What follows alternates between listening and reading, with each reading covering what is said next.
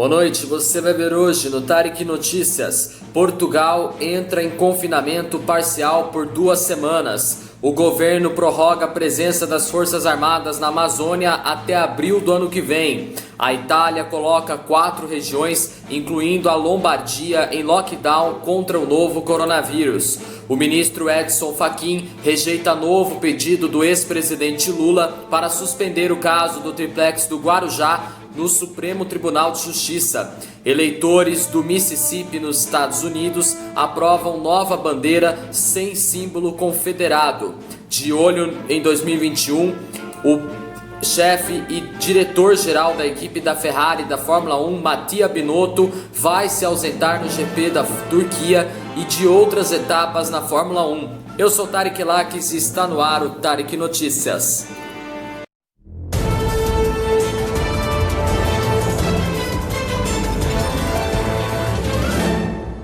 A maior parte de Portugal entrou em um novo confinamento hoje para tentar frear a segunda onda de Covid-19. As regras são mais flexíveis do que no início do ano, mas o governo ainda pode impor medidas mais rígidas para conter a propagação do vírus. O novo confinamento vai durar por pelo menos 2 semanas. Ele foi anunciado no último sábado pelo primeiro-ministro português António Costa e inclui 121 das 308 áreas do país, ou seja, 70% de uma população de quase 10 milhões de habitantes. Ao contrário do confinamento, na primavera, as escolas permanecerão abertas. Os estabelecimentos comerciais e restaurantes devem fechar mais cedo, assim como os centros culturais. O primeiro-ministro defendeu na última segunda-feira a declaração do estado de emergência de saúde que vai ser aprovado pelo parlamento nos próximos dias para resolver as dúvidas jurídicas que podem ser provocadas pelas medidas restritivas. O executivo deseja garantir que do ponto de vista legal, pode limitar a liberdade de circulação das pessoas, como, por exemplo, instaurar um toque de recolher durante o fim de semana. Como outros países europeus, Portugal está vivendo uma aceleração da epidemia de coronavírus, que supera a primeira onda em número de contágios diários e de pessoas hospitalizadas. Bom, vamos à próxima notícia. A Secretaria-Geral da Presidência informou hoje que o presidente Jair Bolsonaro prorrogou a presença de tropas das Forças Armadas na Amazônia. De acordo com a pasta, o decreto de garantia da lei e da ordem será publicado no Diário Oficial da União amanhã e definirá que as tropas permanecerão na região até o dia 30 de abril do ano que vem. Os militares estão na Amazônia Legal por meio da Operação Verde Brasil desde maio. O governo decidiu enviar tropas para a região a fim de fazer ações preventivas e repressivas contra delitos ambientais. A operação é direcionada ao combate ao desmatamento ilegal e a focos de incêndio.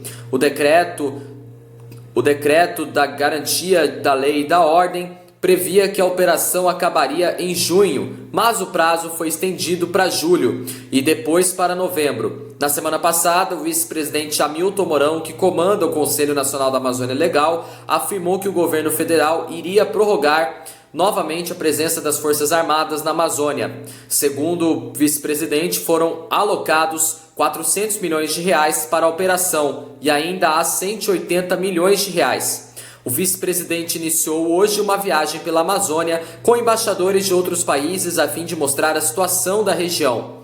De acordo com o Instituto Nacional de Pesquisas Espaciais, o INPE, as queimadas na Amazônia nesse ano já ultrapassaram o total registrado de janeiro a dezembro do ano passado. Ao todo, segundo o INPE, foram detectados pelos satélites 89.604 focos de calor até agora. No ano passado, foram 89.176. Ainda segundo o INPE, a Amazônia Legal registrou 964 km² de área sob alerta de desmatamento em setembro desse ano. O número é o segundo maior em 5 anos. Os alertas foram feitos pelo Sistema de Detecção de Desmatamento em Tempo Real, DETER, que produz sinais diários de alteração na cobertura florestal para áreas maiores que 3 hectares, tanto para áreas totalmente desmatadas como para aquelas em processo de degradação florestal. Bom, Vamos à próxima notícia. O primeiro-ministro italiano Giuseppe Conte informou hoje que 4 novas regiões da Itália entram a partir desta semana para a zona vermelha com isolamento e normas mais restritas para barrar a Covid. São as regiões da Calábria, Lombardia, Piemonte e Vale de Aosta.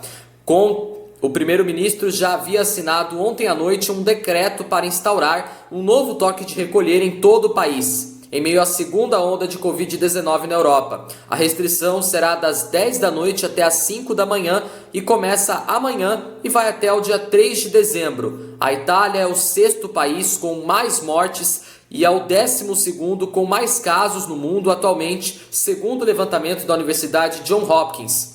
O país registrou um recorde de 31.756 novos infectados no último sábado, mas o número de mortos continua bem abaixo das registradas na primeira onda entre março e abril. Foram 353 mortos ontem, contra um pico de 919 registrados no dia 27 de março. O recorde de casos na época foi no dia 21 do mesmo mês, 6.557 infectados. O anúncio ocorre dias após a Alemanha, França e Reino Unido anunciarem lockdowns para frear a nova onda de contágio que se espalha pelo continente. O país italiano foi dividido em 3 áreas: zonas vermelhas, laranjas e verdes. Nas zonas vermelhas, as pessoas só poderão sair para trabalhar, levar as crianças para a escola ou por motivos de saúde. É o caso das regiões da Calábria, Lombardia, Piemonte e Vale de Aosta. As restrições mais rígidas incluem a proibição de entrar e sair da região afetada por ao menos 2 semanas e o fechamento de todas as lojas, exceto as de itens essenciais, como alimentos. Nas zonas laranjas, com um nível médio de isolamento, entram as regiões da Apulia e da Sicília. Já as regiões de Abruzos, Basilicata, Campania, Emília-Romanha, Friuli-Veneza Giulia, Lácio, Ligúria, Molise, Marche, Bolzano, Sardenha, Toscana, Úmbria e Vêneto foram incluídas nas zonas amarelas com o nível mais brando das restrições. Bom, vamos à próxima notícia. O ministro Edson Fachin, do Supremo Tribunal Federal, negou um pedido do ex-presidente Lula para suspender o andamento do Superior Tribunal de Justiça no processo do triplex do Guarujá. O petista foi condenado no caso a 8 anos, 10 meses e 20 dias de prisão por corrupção e lavagem de dinheiro. No mês passado, o ministro Edson Fachin já havia negado outro pedido com o mesmo objetivo, mas argumentos diferentes. A defesa do ex-presidente tenta anular o julgamento da 5ª turma do STJ, que analisou recurso contra a decisão que manteve a condenação do petista no caso. Os advogados alegam que não foi assegurada ampla defesa porque o advogado Cristiano Martins, que coordena a defesa do ex-presidente Lula, não pôde participar da sessão. Argumentam também que o Supremo ainda discute se o ex-juiz Sérgio Moro atuou com parcialidade nos casos envolvendo o ex-presidente. Em setembro, a 5ª turma do STJ negou um recurso que pedia o impedimento de diversas autoridades em casos envolvendo o petista. Na ocasião, porém, os ministros decidiram atender parcialmente um recurso do ex-presidente e reduzir o valor da indenização a ser paga no caso do triplex do Guarujá. A multa definida inicialmente era de 4 milhões de reais, mas o novo valor ainda não foi informado.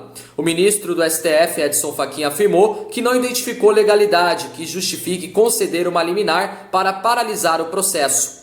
O ministro citou que não há previsão para manifestação da defesa nessa fase processual. O ministro do Supremo já tinha negado no início de outubro pedido semelhante feito pelo ex-presidente Lula.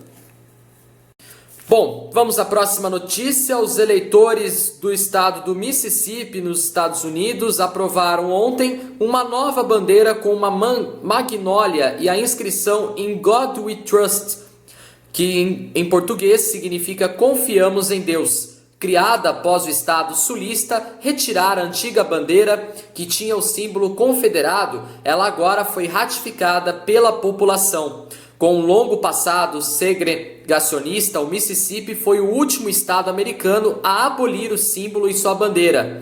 A Geórgia o eliminou em 2003. Por décadas, o símbolo causou divisão em um estado com significativa população negra, que é cerca de 38%. Em 2001, a maioria dos eleitores haviam optado por manter a antiga bandeira. Ela tinha a cruz azul na diagonal, com 13 estrelas brancas, em um fundo vermelho há 126 anos. O símbolo representa os estados do Sul que eram contrários à abolição da escravidão na Guerra Civil Americana e hoje é usado por grupos racistas e supremacistas brancos. A bandeira foi abolida em meio a protestos contra o racismo e a violência policial em todo o país e críticas de conotações racistas. O movimento ganhou força após o assassinato de George Floyd, que morreu após um policial pressionar o joelho contra seu pescoço por quase 9 minutos. Seus apoiadores defendiam ser um símbolo do patrimônio regional. Bom, vamos à próxima notícia. Com a conquista do heptacampeonato da Mercedes e a definição do Mundial de Pilotos entre Lewis Hamilton e Valtteri Bottas, a Ferrari começou a voltar seus olhos para a próxima temporada da Fórmula 1. Pensando nisso, Mattia Binotto, que além de chefe da Ferrari, também é diretor-geral da equipe, decidiu que se ausentará de algumas provas, contando a partir do GP da Turquia na próxima semana. Na etapa de Istambul, Mattia Binotto não estará na garagem da escuderia para se dedicar ao trabalho na fábrica do time em Maranello, na Itália. O aumento no número de corridas previsto para o ano que vem, que pode chegar a 23 etapas, também é outro motivo para sua ausência, já que o italiano terá que lidar com mais demandas na garagem da equipe. Mattia Binotto será substituído no GP da Turquia por Laurent Mekies, diretor esportivo da Ferrari, que deve ampliar suas funções na equipe no próximo ano com a ausência do chefe da escuderia. Sexta colocada no Mundial de Construtoras, com apenas 2 pódios em 3 etapas, a Ferrari faz uma de suas temporadas mais difíceis da última década e, diante das circunstâncias do atual campeonato, tem colocado as expectativas do campeonato do próximo ano, no qual não proteja voltar a brigar pelo título, mas espera retomar, ao menos as visitas frequentes ao pódio. A situação semelhante já se deu com a Mercedes, quando no ano passado Toto Wolff deixou de comparecer ao GP do Brasil em Interlagos para resolver questões na fábrica da equipe na Inglaterra, justificando que o Mundial já estava garantido na ocasião. Bom, nosso jornal Tariq Notícias termina por aqui. Se você quiser rever nossos vídeos desde a nossa primeira edição, tá lá no nosso canal, corre lá. Não esqueça de deixar aquele joinha maroto, se inscrevam no meu canal e me acompanhem também no Instagram e no Facebook. Tenham todos uma boa noite, uma boa quarta-feira para você e até amanhã em mais uma edição do Tariq Notícias. Valeu, tchau!